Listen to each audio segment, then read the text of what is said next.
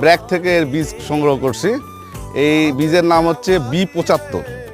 1 মাস আগে ধানটা উঠবে, কারণ যারা মার্কেটে নতুন আলু মার্কেটে নতুন আলু সাপ্লাই করবে কিংবা নতুন আলুর থেকে পয়সা নেবে, তাদের জন্য এই ধানটা আগে করলে একটু। আর এই ধানের B75 ধান, এই ধানটা আমি প্রথমবার করছি, কিন্তু আমার যে ধারণা ছিল সেই ধারণাটা সম্পূর্ণ চেঞ্জ করে দিয়েছে। কীরকম? আমার মতে এই ধানটা খুবই ভালো ধান হয়েছে।